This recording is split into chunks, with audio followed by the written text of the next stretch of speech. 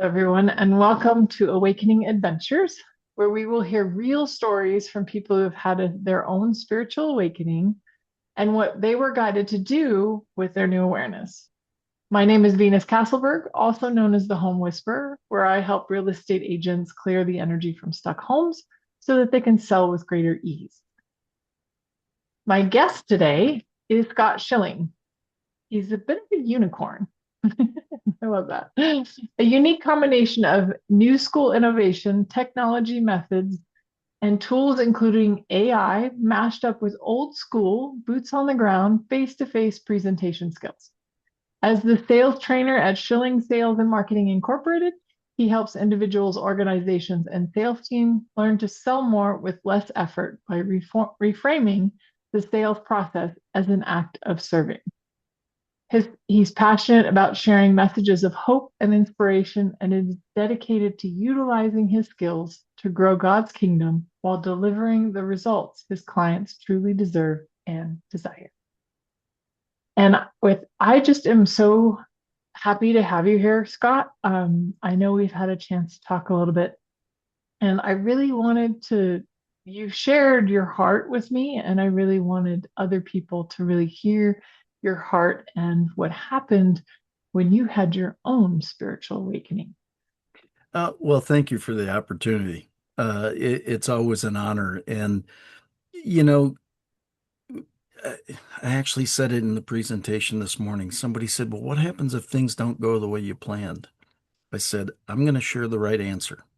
Now, wherever your spiritual foundation is, that's up to you.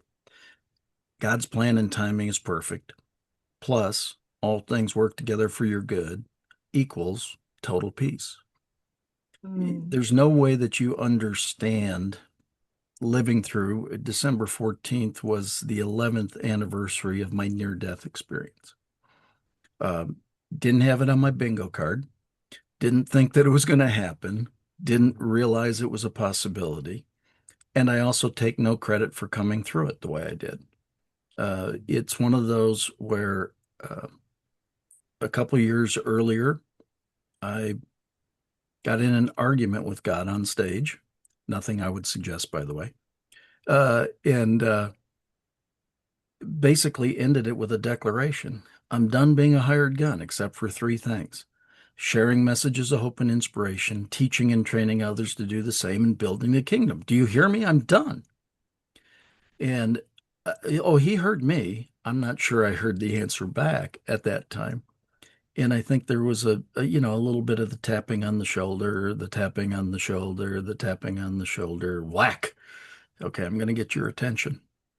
And I lived through something the vast majority of people don't live through. And not only did I live through it, if people live through a similar event, they don't live through the way I did, meaning they don't come out with any deficiencies or any true problems along the way. And so I'm phenomenally blessed. Again, I take zero credit for it. I'm a Christian. I believe God saved me. Again, whatever anybody's spiritual pursuit is, that's theirs. My feeling is it's my job to be a living example of what I believe and support others for believing whatever they believe. And I mean, I came through in such a way that none of the doctors could understand it. Nobody could understand it. Uh, Repeatedly to the point where it actually kind of aggravated me, frustrated me. And after about 6 days of intensive care, I said, well, sorry to disappoint you. I've always been an overachiever. I lived. And they said, well, you're kind of a smart butt. And I said, no, I'm not. I'm really kind of tired of you telling me I'm supposed to be dead. And they said, well, we don't understand why you're alive. I said, well, I got it all figured out. And they said, okay, what is it? I said, it's obvious. It's God's grace, mercy, and favor on my life. They said, well, that's as good an answer as we got. And they discharged me. So, you know, you can take the events in your life, and at the time it happens, there's probably very little understanding. I know it was that way for me. It's like, why? Why? For a lot of reasons. Why was I so fortunate to come through the way I did? Why did it? But when, you know, as time passes, perspective increases. You just get this little understanding along the way, and you say, oh, I was saved for good. Oh, Mm. I was saved to positively impact lives. Oh, I guess I should go to work. And that's really been the process ever since. So what I know the near death experience, but so then like what happened? Like you came out of hospital, what happened? What Well, I mean, it was because I lived through something that most people don't live through. Yeah, I almost had to prove that it happened in the first place. It was a very strange environment. I felt very blessed to have come through the way I did, but it was almost having to convince me, oh, there's no way that that happened to you because you wouldn't be like you are. And I said, I can't explain what happened or why it happened. I just know that it did. And so, for me, it was really, you know, it's an equation I use all the time in training. Growth equals awareness plus inspired action. I had some new awareness. I had some new awareness that I was blessed to have come through something, but that alone doesn't change anything. You then have to take some inspired action toward it. So I did a lot of seeking and searching, a lot of listening, a lot of, okay, what do you got for me? You get the credit. You, you get the glory. Now I just want to do what you want me to do. And that process is as interesting and unique as the rest of it is. Because the brain's an amazing thing. When you focus on something or you ask it to find something, it'll find it. And so when you're finding what the path that you believe you're supposed to be on, that I probably manufactured myself, by the way, oh, it showed up. And then you follow it for a period of time and go, no, I don't think that's it. And so you get back into oh, that's why I'm so intrigued by what you do and the process and everything, because there's no doubt that it's immensely wonderfully orchestrated. And I can tell you, I- I can see the conductor, but I'm not seeing the wand very well sometimes. So what you said seeking and searching like what? Where did you seek? What did you search? What were you looking for? Well, what was it? It's, when you've been a high performer throughout your life, a lot of that comes from because you've had the discipline, you've had the inspiration, you've taken the action. And I finally, I think, realized it really wasn't me. I mean, it was being guided, it was being directed, it was, you know, and it was like, oh, get into more of an observer role. Stop trying to make things happen, allow things to happen. So I think that that's part of it. And so again, I just had, I have had really my entire life or in career, a desire to positively impact people's lives. And so, okay, you live through something, you come out the other side miraculously, quote unquote, and you go, oh, that confirms I'm supposed to positively impact lives. Oh, cool. Now I'm good with, well, how? And that's you know, the Right. the thing that gets um it sets you up for being introspective Mm.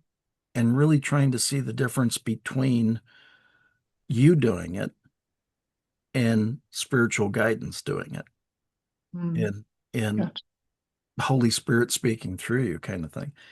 It's funny, one of my I was out speaking on the road one day, and I said to a friend who's an amazing speaker, but he's a tremendous evangelist. And I said, Krish, I just don't understand. My prayer has been, God, God use me. And and I said, I'm just not hearing things. I got to tell you. And he started laughing. And I said, did I say something funny? He said, yeah, wrong prayer. I said, how can God use me be the wrong prayer? He said, it's the wrong prayer. I said, well, okay, what's the right prayer? He said, God, make me usable. Mic drop, right? Right. And so it really became, for me, the seeking became make me usable. And then what happens is messages from friends, from people kind of show up, right? And all of a sudden somebody said, isn't it amazing when sometimes God just kind of puts you in a holding pattern because the people you're supposed to have the great effect with aren't ready? What? Never thought that could be a possibility. You might be ready. Now they're not ready. Exactly. So again, what seeking and searching does is offers up the opportunity to potentially consider a lot of different things and really kind of feel your way through them and intuitively allow them to happen. And as I said to you when we first meet, I seem to meet an awful lot of gifted people that somehow give me just enough guidance at the right time to get me to that next place. So I'm very appreciative. I love that. So what would you say some of your gifts and abilities opened up after your near death NDE, near death experience? Well, I think it became very evident to me that, I mean, again, I've met you and quite a number of very gifted, spiritually tapped in, uh, no way to explain other than uh, they've been touched by higher source of whichever higher source or however, right? And they each have delivered some kinds of message or guidance or support or whatever.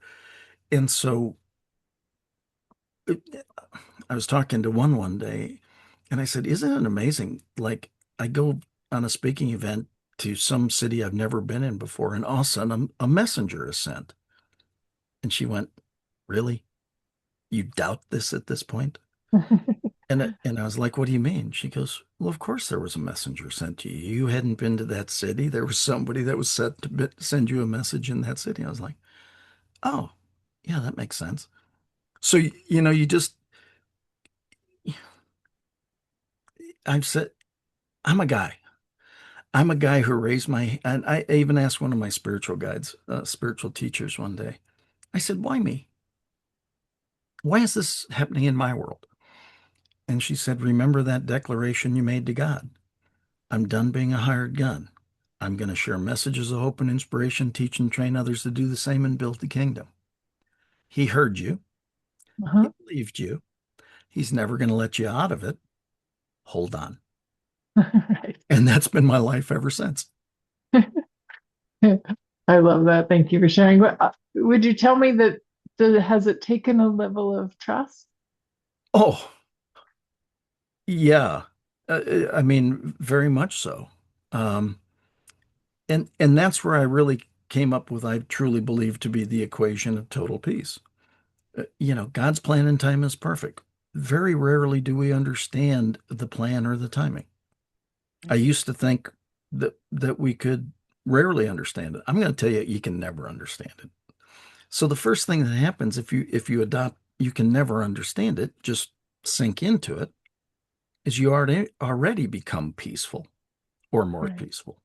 Mhm. But then when you add all things work together for my good, even if they're a little wonky, whatever it is that happens, it's like I don't know why he did it this way, but he did. Okay, cool. And so I really found a different level of peace and a different level of comfort. And what that has done, the translation of that, and I heard it this morning. I was training a group, and I had somebody come up and said, I want to just thank you for your empathy and compassion. I want to thank you for the way you delivered the content today because we could tell it wasn't coming from your head. It was coming from your heart. And I think that's the biggest thing that hopefully you experience when you have this type of event. The awareness is that it's not intellectual or tactical. It's heartfelt, strategic, relational. It's that heart connection and really working to find the good in everybody. And if they're not maybe as good as either they'd like to be or you might believe they could be, that you invest in them to help get them there. We all have the ability. eh, Free will and choice is an amazing thing. Can be a scary thing, but it's also a very amazing thing, right? And I think that we have the ability to make the choice to add to the greater good or withdraw from the greater good. It's our choice. And I am championing adding wherever and however I can. And I think that it's not like I didn't do it before, but there's a different level of comfort that comes with it and not having to know exactly everything. At one time, I wanted to know everything. Now it's like, yeah, I'm good. Well, because we talked before, you did mention that fairly recently you had another awakening. Can you tell us about that? Geez, I think I've had a lot, quite frankly. Yeah, again, if you're a high performer throughout your life, throughout your career, I think you all of a sudden decide that's what you do. And uh, part of the whole realization, it was actually on the 10th anniversary of my near death. I kind of looked at it and went, why am I doing all this stuff? I think part of what happens when you seek and search, again, when you seek and search, in theory, you find. And sometimes you can seek and search, and in theory, think you found and believe you found, right? Yep. And, and then all of a sudden, something, again, it's new awareness, right? Uh, it's a paradigm shifting. By definition, a paradigm is a set of rules by which you make decisions. All of a sudden, something outside that set of rules makes sense. Well, guess what? Your paradigm just expanded. So now something that didn't make sense in the past now makes sense. It's constant expansion. I mean, I think that's really why we're here on Earth. We're here to continually expand and continually contribute. And when we do that, then everything, there's ebbs and flows, but everything grows. And so for me, it was all of a sudden going, speaker, trainer, author, coach, uh, consultant, media host, dog walker. It's like, why am I doing all this stuff? What really brings you happiness? Well, for me, that's sharing messages, speaking, training. What brings you the most joy? Oh, wow, that's a good question. Well, it's easy. When you see the flash in somebody's eyes and you know something landed that's going to improve their life for the rest of their life. Oh, Mm. that's it. Right there. That's what it's all about. And so I went, That's it. I'm going to put my podcast on hiatus. I'm going to put this on hiatus. I'm not going to pursue that. I'm going to do what brings me joy and is truly fulfilling. And that's what I got to do that today to a group of people that many came up afterwards. It was awesome and said, "Thank you. Nobody has taken the time to care the way you did today." It's like, it's my honor. It's awesome. It's what I've been trained up to do. And so to have a combination of them being in a better place, them saying something nice to me, then has me in a better place. And you just go, gosh, what if we could just do this all the time? And now it's not Pollyanna. I understand their problems. I understand their stuff. But just think if everybody was more focused on the greater good and being compassionate and having empathy. I got into a challenge with somebody yesterday. I said, he goes, sympathy or empathy? I said, that's easy, empathy. Sympathy is getting into the muck with you. Why would anybody want to get in the muck? Empathy is being able to feel for you, appreciate your situation and championing you. He's like, man, I like that. I said, good. I should actually write that down somewhere. That is awesome. So if you could go back and tell yourself something when this was all happening the first time, the NDE, what would you want to tell yourself? Pay attention, really, um, I mean, the reality is you can't go back and do it. But I mean, I think the one thing that would be even more valuable is had I paid attention to more of the details and more of the ahas and more of the experiences, I'd be better at being able to translate that to others in a different period of time. You know, I was so, like I said, it was so bizarre when you've got a team of doctors standing there looking at your MRI and going, why is he alive? Right? And you're hearing all this. And I guess the reason they did it is because most people don't actually hear it. But I was hearing it. And it was like, hey, I'm right here, you know. And and then they said, I had a full-blown cerebellar stroke. And they said, we have two other stroke patients in the ICU. Neither MRI is near as bad as yours. One's not going to make it. The other one's going to be pretty badly disabled coming through it.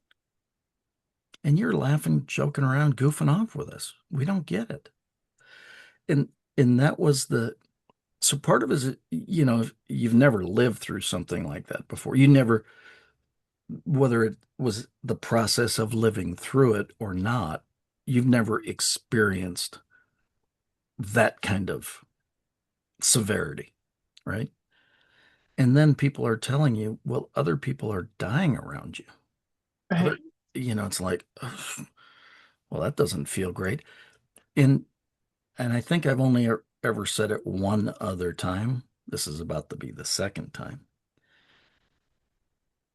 I actually think I had a little survivor's guilt for a while. Sure. I can see that.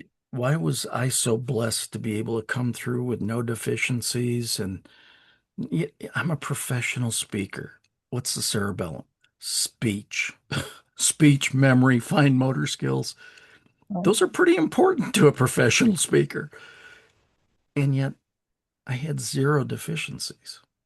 I don't know how else you describe it other than miraculous, quite frankly. Oh, miraculous. I love that. So if somebody is going through their own spiritual awakening, whether it's an NDE or some other spontaneous spiritual awakening, what sort of advice would you like to give them, or what would you want them to know? Number one, it's okay. It may not be usual, but it is okay. Uh, Pretty much going to suggest it's not usual, because you're going to all of a sudden experience some things that you may not have experienced before, and quite frankly, you may not have believed in before. Uh, I mean, like I said, I've been sent people that all of a sudden have walked up to me and said, "I've been sent to deliver you a message." Excuse me? Do we know each other? Oh no. Well, how do you know it's for me? And then they give you a piece of information. You go, "Oh, geez, that's for me." And then they give you the information. You go, "Well, that's pretty cool." And so again, when you don't go from 1 to 10 immediately, right? I mean, all of a sudden you have some new awareness, and maybe you're at 1, and all of a sudden 1.5 shows up, and you go, well, that's pretty cool. And then all of a sudden 2 shows up. Well, that's pretty cool. And then all of a sudden there's a period of time you look back when you're at 10, and you go, man, that was cool how it just kind of progressed and it got better over time, and you learned more and you opened up. Because I think part of it is we, again, free will, we tend to doubt, we tend to shut off. Boy, if I told anybody that there was an 8-foot angel that walked me to somebody, they're going to think I'm nuts. Hey, I was writing a book. When I asked this lady, she goes, "You know why you came up to me?" I said, "No, I'll bite." She goes, "It was the 8-foot angel that walked you to me." I wrote it in the book. I erased it. I wrote it in the book. I erased it. I wrote it in the book, and I said, "God, it's your book. They can get upset with you about this, not me." Right? It wasn't me that saw them. It was somebody else who related that they did. And so all I was doing is relating the experience. And I'm not suggesting everybody's going to have an 8-foot angel that walks them somewhere, you know. And I don't share that a lot because people still look at me. And I said, I'm not the one who saw him. you know, it was somebody else who said this. But like I said, it you just, you're, every time there's a new awareness, lean into it a little bit. And then there's some new awareness and lean into it a little bit. And all of a sudden, you have the conversation with somebody and they go, "Oh, I'm so glad that you had that awareness. I've been waiting to say something to you." And it's like, really? Seriously? Why didn't you just say it? No, I had to wait until you were ready for it. Got it. Facts. Right? Yes. I mean, we tend to accept information better when we're ready to hear it. Yes, totally. Thank you, Captain Obvious. That was very astute. Yeah. Well, thank you. That's so great. Yes, I've heard you say that before, and I just love that, like lean into it. Like just surrender, you know. There's a reason why you're going through this awakening, and it's all for your betterment, and just lean into it. Yeah. Surrender. Every time, every time you surrender and you think you're there, surrender more. Yeah, I'm that too. Yeah. You think you're there and you think it's like, oh, yeah, no, I'm not. I'm not even close. I think Yeah, tell go ahead. that that's the thing that's so fascinating about all this is because you learn something, and something that maybe a year ago, 2 years ago, 4 years ago, you're you were either afraid to pursue or concerned about pursuing or whatever else, and you go, yeah, it's kind of hard to not learn more about this. And so then you have the next level of conversation, and you find out something else, and you go, "Oh, okay, I'm not so sure." And then you kind of lean into it a little bit, and it's like, "Oh, wow, that's pretty cool. Maybe I should have the next level of conversation." And who knows? Maybe I'm a slow learner. It's taken me a while.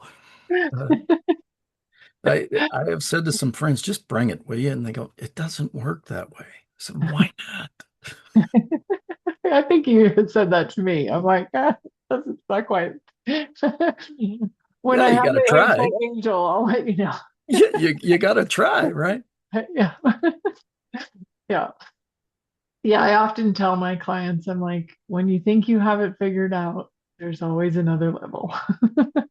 Well, and that's what again, I've got these folks that have given me guidance and messages and stuff have become friends. And so this is, stacking years and it's really the unpeeling of the onion, right? You unpeel one level and you go, oh, I got it. Look, there's an onion. Oh, wait, there's another level. Oh, wait, and that's what I think it is. The um, for me, it's just about continually leaning in, and it's funny how it works. Like I say, and it's something that I shared with this audience this morning. I said, if you would just go into every situation, how can I be of service? How can I deliver value to you?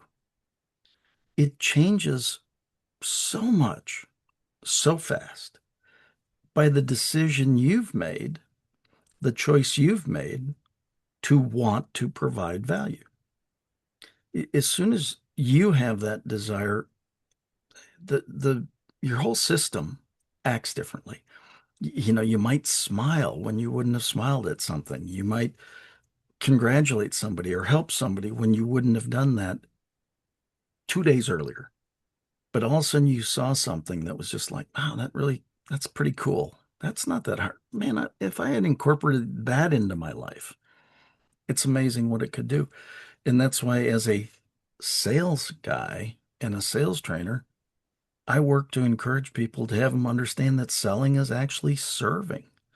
And as soon as you feel the service that you provide by solving problems, it's amazing how your life improves. It's pretty cool. Oh, true. Yeah. Well, thank you, Scott. I see that we actually have a free gift. Do you want to talk about it? Oh, we have many. Which one are we giving? What would we like? ewgfreegift.com. ewgfreegift.com. Absolutely. This is actually the ebook, the PDF version of my first book, Talking with Giants, where I interviewed 15 world changers, some of the best of the best.